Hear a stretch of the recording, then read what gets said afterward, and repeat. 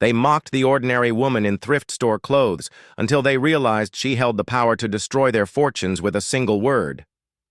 Before we go any further, comment where in the world you are watching from and make sure to subscribe, because tomorrow's story is one you don't want to miss. Sarah Bennett walked through her modest apartment, fingers tracing the edge of a worn wooden table as morning light filtered through thin curtains. At 32, she lived simply, a small one-bedroom in a building that had seen better days, furnished with second-hand items and a few cherished plants. Her jeans were faded, her sweater unremarkable, and her shoes practical rather than fashionable. On her bookshelf stood a single framed photograph of an elderly man with kind eyes and a gentle smile. Sarah picked it up, dust dancing in the sunlight as she moved it. "Morning, Dad," she whispered, touching the glass gently. "Another day playing by your rules." 6 months had passed since Richard Bennett's death. 6 months since Sarah had sat in a lawyer's office, stunned by her father's final request: to live 1 year in anonymity, away from the Bennett name and fortune, before stepping into her inheritance. The media hadn't yet connected Sarah to her father. She'd been raised away from the spotlight, and her mother's maiden name of Miller had shielded her from public scrutiny. "Live among ordinary people," his letter had instructed. "Understand their struggles, know their hearts. Only then will you be ready for what comes next." Sarah tucked the photo into her backpack and headed out the door, down 5 flights of stairs because the elevator had been broken for weeks. She blended perfectly with the morning commuters, just another working woman in a sea of people pursuing their daily bread. Nobody on the crowded bus knew that Sarah Bennett was the sole heir to Bennett Technologies, a tech empire worth billions. Nobody knew the woman clutching the handrail as the bus jerked forward could buy the entire vehicle fleet with pocket change. The Sunshine Community Center had seen better days. Paint peeled from the walls, fluorescent lights flickered overhead, and the furniture showed years of use. But it was here, among the worn-out chairs and scuffed floors, that Sarah had found purpose. "Sarah! Thank goodness you're here!" Lisa Matthews called out as Sarah entered. The 50-something director of the center waved from across the room, where she was arranging folding chairs. "We're short-staffed again for the after-school program." "Happy to help," Sarah replied, setting down her bag. "What needs doing?" "The art supplies need organizing, and we're still short on donations for next week's fundraiser." Lisa sighed, showing her the near-empty donation box. "I don't know how we'll keep the music program running at this rate." Sarah nodded, already mentally calculating how she could anonymously route some funds through the center's donation portal later. Her father's rules had exceptions for small acts of charity, provided they couldn't be traced back to her. "I'll figure something out," she promised, rolling up her sleeves. For the next few hours, Sarah worked alongside other volunteers, mostly retirees and college students with spare time. They laughed together, complained about city politics, and shared stories about the neighborhood children who benefited from their programs. "You're a godsend, Sarah," Hector, an elderly volunteer, told her during their lunch break. "Most young folks your age are chasing money, not giving away their time for free." Sarah smiled tightly. If only he knew. "You should come," insisted Zoe Parker, a fellow volunteer who moonlighted as an event coordinator for the wealthy. She was waving an embossed invitation for a charity gala. "They need extra servers and it pays well, plus you'll get to see how the other half lives." Sarah suppressed a laugh. The irony wasn't lost on her. "I don't know, Zoe. Those events aren't really my scene." "It's at the Harrington Hotel," Zoe continued, eyes bright with excitement. "For the Children's Education Foundation. All the city's elite will be there, including representatives from major corporations.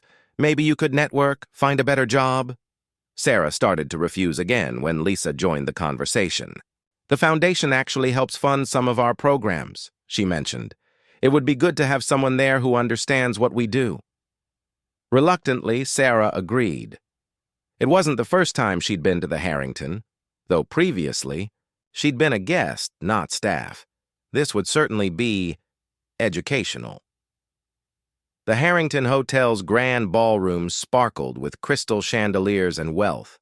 Women in designer gowns worth more than Sarah's yearly rent drifted by, trailing expensive perfume. Men in tailored tuxedos discussed stock portfolios and real estate acquisitions while sipping champagne that cost more than what many people earned in a day. Sarah moved among them in the plain black uniform of the catering staff, invisible except when someone wanted a fresh drink or an hors d'oeuvre. She recognized many faces: business associates of her father, society figures whose charity galas she had attended as a child, even a few who had sat across from her in business meetings before her father's death and her year of anonymity began. None of them recognized her with her hair pulled back severely, no makeup, and the unassuming posture she had cultivated over months of blending in. "More champagne, please," demanded a woman without looking at Sarah's face, thrusting an empty glass at her. Sarah recognized Victoria Harrington, the hotel owner's daughter, and a notorious social climber who had once sought Richard Bennett's favor. "Of course, ma'am," Sarah replied softly, exchanging the glass. "Can you believe this catering company?" Victoria complained loudly to her companion. "They sent the most ordinary-looking staff. At my father's rates, you'd expect them to at least find attractive people." Her companion, a young man with slicked-back hair and a smirk, laughed. "What do you expect? The help always looks like, well, the help." Sarah kept her expression neutral as she moved away, years of boarding school etiquette training overriding the urge to pour champagne over Victoria's $12,000 gown. The night progressed with Sarah witnessing increasingly distasteful behavior. Wealthy donors pledged money to education programs while simultaneously complaining about property taxes supporting public schools. Corporate executives discussed giving back while plotting tax avoidance strategies. The final straw came when Sarah overheard a conversation about the very community center where she volunteered. "The Sunshine Center in East Side?" a man in an expensive suit was saying. "That's on the chopping block for the new development project." "Good riddance," his companion replied. "That neighborhood needs gentrification badly. The holdout is some community organizer named Lisa Matthews," the first man continued. "Refuses to accept our buyout offer, claims the neighborhood kids need the center more than another luxury condo building." "These people don't understand progress," the woman beside him said dismissively. "I hear Bennett Technologies might be interested in the development deal too. Now that old Richard is gone, maybe the new leadership will be more aggressive." Sarah's hands tightened around her serving tray. Bennett Technologies involved? That was impossible, unless someone was making moves during her absence.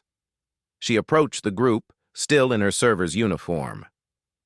"Excuse me, but I couldn't help overhearing. You mentioned Bennett Technologies?" The group turned to her, expressions ranging from surprise to annoyance at being addressed by staff. "Did we ask for anything?" the woman asked coldly. "No, ma'am, Then I suggest you move along and do your job," the man interrupted. "Staff shouldn't eavesdrop on private conversations." Victoria Harrington, who had joined the group, laughed, probably hoping to hear stock tips to improve her situation. She looked Sarah up and down dismissively. "Though I doubt she'd know what to do with investment advice." Something snapped in Sarah. 6 months of anonymity, of swallowing. Her words, of watching from the sidelines, it all boiled over. "Actually," she said, her voice shifting from the meek server's tone to the confident cadence she had used in boardrooms, "I'm quite familiar with investment strategies, particularly those involving Bennett Technologies." The group stared at her, confusion evident on their faces. "You see," Sarah continued, removing her hair tie and shaking out her auburn hair to its natural style, "Bennett Technologies has a strict policy against predatory real estate development. My father was quite insistent about that." Recognition. dawned slowly on their faces as Sarah's natural poise reasserted itself. "Your father?" Victoria stammered. "Richard Bennett," Sarah replied calmly. "I'm Sarah Bennett, and I believe we need to discuss whatever plans you think my company is involved in." The ballroom had fallen silent, conversation dying as words spread rapidly about who was standing in their midst, dressed as a server. Phones emerged as people searched for images of Richard Bennett's reclusive daughter, comparison photos appearing on screens throughout the room. "This is absurd," Victoria attempted to recover. "If you're really Sarah Bennett, what are you doing serving drinks at a charity event?" "Learning," Sarah answered simply. "Learning who genuinely cares about causes like education and community support and who just shows up for the photo opportunities and tax write-offs." The event organizer rushed over, profusely apologizing for the misunderstanding and offering Sarah his seat at the head table. She declined with a polite smile. "I'm quite comfortable as I am, thank you, though I would like to address the room if possible." Minutes later, Sarah stood at the podium, still in her server's uniform, looking out at a sea of stunned faces. "Good evening. For those who don't know me, I'm Sarah Bennett. My father founded Bennett Technologies, and upon his death 6 months ago, I became the majority shareholder and chairperson of the board, a position I'll officially assume after completing a personal commitment to my father." She paused, letting her gaze sweep across the room. "Tonight has been enlightening. I've heard plans discussed that directly contradict the values my father built our company upon. I've witnessed mockery of the very communities you claim to support, with your charitable donations." The room remained uncomfortably silent.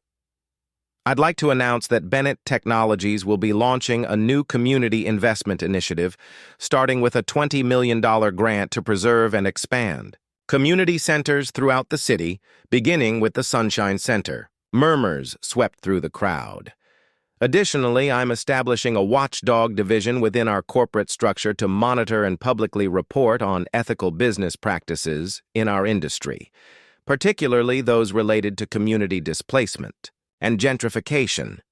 Victoria Harrington looked like she might faint. The developers who had discussed the community center project were frantically whispering among themselves. "My father taught me that true wealth isn't measured by what you have, but by what you give.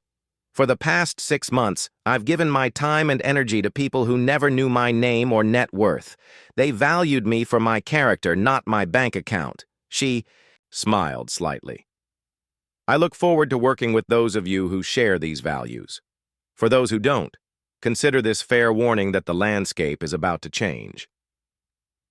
The following morning, Sarah arrived at the Sunshine Community Center, as usual, though nothing was usual anymore. News vans lined the street, and curious onlookers gathered near the entrance. Lisa met her at the door, newspaper in hand, headline blaring, "Bennett Heiress reveals identity at charity gala, pledges millions to community causes." "Were you ever going to tell us?" Lisa asked, hurt evident in her voice. Sarah set down her bag. "In 6 more months, when my promise to my father was fulfilled. I'm sorry for the deception, but I needed to experience this place and all my experiences this year without the Bennett name opening doors or influencing how people treated me." Lisa studied her for a long moment before her expression softened. "Well, that explains why the donation box always seemed to have exactly what we needed even during the worst months." Sarah smiled sheepishly. "I may have bent the rules a little there." Inside, the regular community members and volunteers regarded her with a mixture of awe and uncertainty. Hector, the elderly volunteer, finally broke the tension. "So, Billionaire, Heiress, huh? Does this mean you'll finally spring for better coffee in the break room?" The room erupted in laughter, and Sarah felt a weight lift from her shoulders. Later that afternoon, as news cameras captured the moment, Sarah signed the papers establishing the Bennett Community Trust with an initial endowment of $50 million, not just for the Sunshine Center, but for similar organizations throughout the country.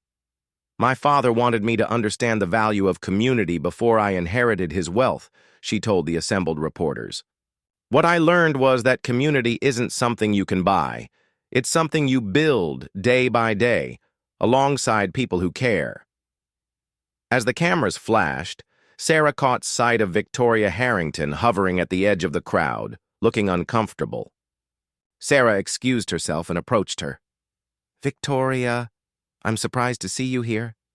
Victoria shifted nervously. I wanted to apologize for my behavior last night, and for all the times before that when I didn't recognize... When you didn't recognize my worth because I wasn't wearing designer labels or flashing wealth? Sarah finished for her. Victoria nodded, properly chastened. "Apology accepted," Sarah said. "But if you really want to make amends, the center needs volunteers, not checkbooks, actual hands to do the work. Think you're up for that?" Victoria looked around at the worn-down center, so far removed from her privileged world. After a moment's hesitation, she nodded slowly. "I could try," she said softly. Sarah smiled. "That's all any of us can do."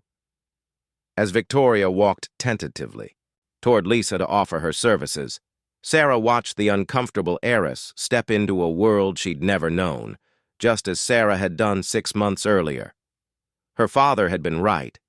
True wealth wasn't in what you possessed, but in what you gave. And sometimes the most valuable thing you could give was the opportunity for others to grow beyond their limitations. Behind her, a new volunteer arrived, one of the developers from the gala, looking humbled and uncertain. And behind him, another familiar face from the previous night. Word was spreading through the elite circles of the city. Sarah Bennett was watching, and the path to her good graces and her company's substantial business ran through genuine community service. Sarah picked up a paintbrush to continue the mural she'd been working on with the after-school children. She had 6 more months of her promise to fulfill, and she intended to use every day to its fullest potential. After all, she wasn't just Sarah Bennett, the billionaire's heiress anymore. She was Sarah Bennett, a woman who had learned the true value of simplicity, service, and standing up for what matters, lessons no amount of money could buy.